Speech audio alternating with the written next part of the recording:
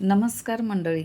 तिळगुळाचे एवढे मऊसूत लाडू की म्हातारे माणसं असो की लहान मुलं यांना सहज खाता येतील एवढे नरम व तोंडात टाकताच विरघळणारे लाडू.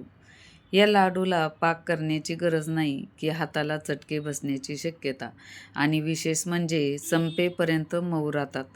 तुम्ही बघू शकता किती छान झाले. तर चला वेळ न घालवता रेसिपीला सुरुवात करूया. या ठिकाणी मी अर्धा किलो तीळ घेतले. हे गावरान तीळ आहे. बाजारामध्ये ना 2 प्रकारचे तीळ मिळतात. एक पॉलिश तीळ आणि एक गावरान तीळ. तर हे मातकट कलरचे जे तीळ असतात ना, हे गावरान आहे. आणि अर्धा किलो तिळाला आहे ना, अर्धा किलोच गूळ घेतला आणि 100 ग्रॅम शेंगदाणे घेतले आणि विलायची पावडर घेतली.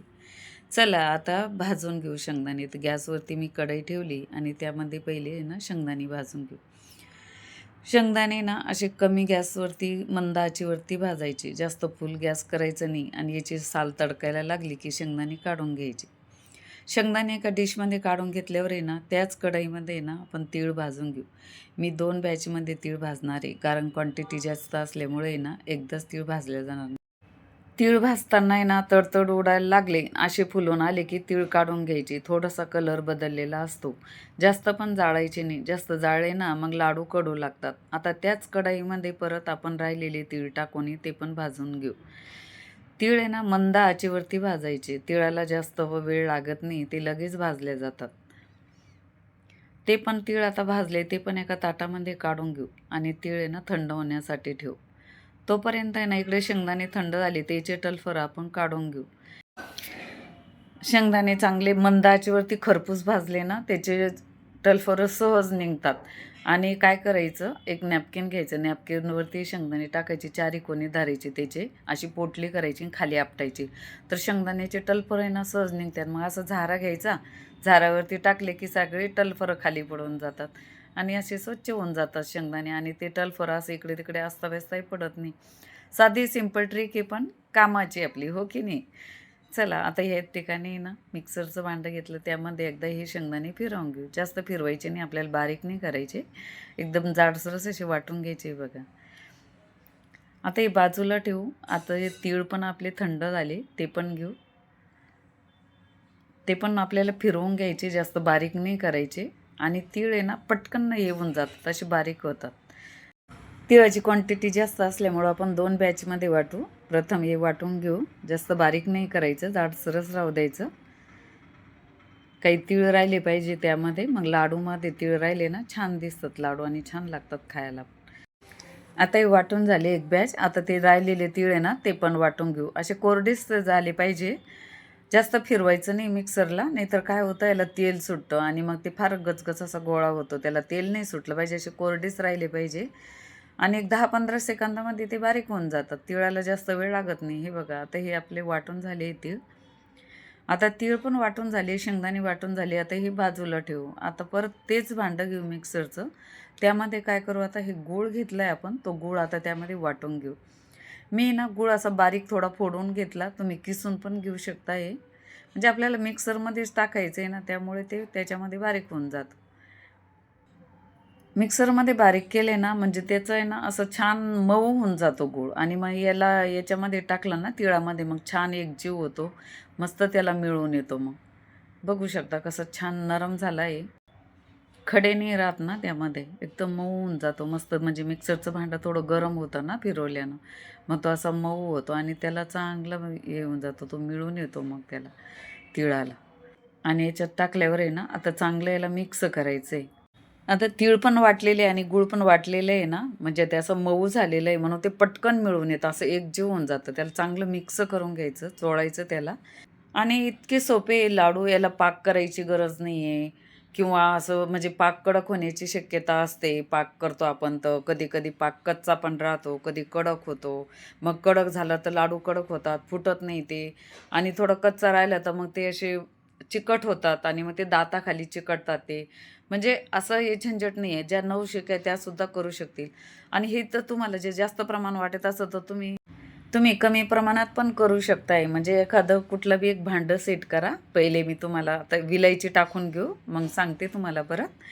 तर कुठली बी एक घरातली वाटी घ्या, ती वाटी भरून तीळ घ्यायचे आणि पॉलिश तीळ घ्यायचे नाही, असे जे गावरान तीळ आहे ना हेच घ्यायचे. म्हणजे याचे लाडू म्हणा, वडी म्हणा, चिक्की म्हणा खूप छान लागते. आणि तेवढंच भरून आहे ना गूळ घ्यायचा, गूळ चिरून घ्यायचा आणि गूळ चिक्कीचा घ्यायचा नाही, नॉर्मल गूळ घ्यायचा आपला. आणि तो गूळ वापरायचा असे लाडूसाठी.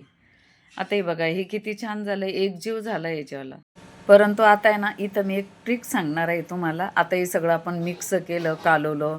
परंतु आता हे काय करायचं, हे सगळं आहे ना मिक्सरच्या भांड्यात टाकायचं आणि याला परत आपण आहे ना फिरवून घेणार आहे. म्हणजे हे जास्त फिरवायचं नाही, फक्त असं थोडंसं 1-2 सेकंद फिरवलं की लगेच काढून घ्यायचं आहे. आपल्याला फक्त याला मिक्स करायचं आहे, कारण आता याला वाटायचं नाही. फक्त एकजीव करायचं आहे आपल्याला. हातानं तसं आपण हे केलं तर तुम्ही असं मिक्सरच्या भांड्यात टाकून पण हे करू शकताय. आणि गूळ आणि तिळच घेतलं तरी चालतात, शेंगदाणे नाही घेतली तरी चालतात. म्हणजे शेंगदाणे घालणं हे पूर्णपणे ऑप्शनल आहे, नाही घातले तरी चालतात. यामध्ये तुम्ही सुंठ पावडर पण घालू शकता, हे थोडंसं जायफळ घालू शकता. म्हणजे थंडीचे दिवस आहे ना आणि छान लागतं यामध्ये. आता हे सगळं मिक्स आपण याच्यातून मिक्सरच्या भांड्यातून काढलं आहे, तीळ आणि गूळ. आता यामध्ये आहे ना शेंगदाणे वाटून घेतले होते ना ते आता यामध्ये टाकू आणि याला आहे ना पुन्हा चांगलं मिक्स करून घ्यायचं आहे. आता आपल्याला हे मिक्सरच्या भांड्यात टाकून फिरवून घ्यायचं नाही. आता हातानंच याला थोडंसं मिक्स करून घ्यायचं आणि आपण याचे लाडू बांधू. आता इथे हवे त्या आकारात तुम्ही लाडू बांधू शकता. मोठे म्हणा किंवा छोटे, किंवा म्हणजे छोटे केले ना ते 70-80 लाडू होतात एवढ्या ह्याच्यामध्ये आणि मोठे केले ना एक 50-60 लाडू होतात. मी तर मध्यम मध्यम आकाराचेच लाडू बांधणार आहे. आणि एवढे सोपे आहे, खूप सोपे आणि जोर पण द्यायची गरज नाही आहे. सहज असे बांधल्या जातात. मऊ असतं ना मिश्रण. आणि शेवटचे लाडू वळेपर्यंत आहे ना ओलसर असतं. आपण हे मिक्सरच्या भांड्यातून काढलंय ना मग याला थोडासा असा ओलसरपणा येतो. हे बघा किती छान झालंय. मग ते थोडं भांडं गरम होऊन जातं ना, मग हे मिश्रण आहे ना असं थोडं गरम होऊन जातं. मग त्याला ओलावा येऊन जातो. त्यामुळे असं कोरडं वगैरे होत नाही. आणि इतके सोपे लाडू तुम्हाला काय सांगू, इथे काही पाक बिघडण्याची शक्यता नाही आहे किंवा हाताला चटके बसतात. कधी-कधी पाक कडक होतो. मग पाक कडक झाला म्हणजे लाडू कडक होऊन जातात. मग ते लाडू आहे ना फुटतसुद्धा नाही. कधी-कधी पाक कच्चा राहतो. मग ते लाडू आहे ना चिकट होतात. म्हणजे असे दाताखाली चिकटतात ते. म्हणजे तसं काही इथं होत नाही. म्हणजे तुम्ही डोळे झाकपणे म्हणजे नवशिक्यासुद्धा हे लाडू आहे ना सहज करू शकतील.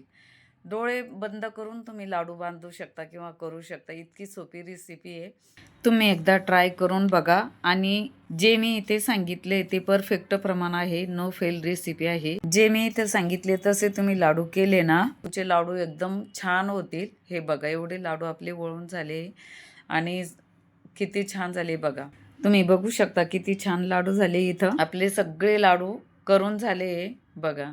आणि हे शेवटपर्यंत हे लाडू आहे ना मऊ राहतात आणि जवळजवळ 1 महिना टिकतात. तीळ हिवाळ्यात खाणं खूप चांगले असतात, की तिळामध्ये खूप जास्त प्रमाणामध्ये कॅल्शियम असतं आणि ते आपल्या हाडासाठी, दातासाठी खूप चांगलं असतं. एक लाडू मी तुम्हाला फोडून दाखवते. हे बघा किती छान आहे ना, मऊसूत आहे एकदम, सहज फुटत आहे. व्हिडिओ आवडला तर व्हिडिओला लाईक करा, शेअर करा आणि कांतास किचनला सबस्क्राईब करा. थँक्यू.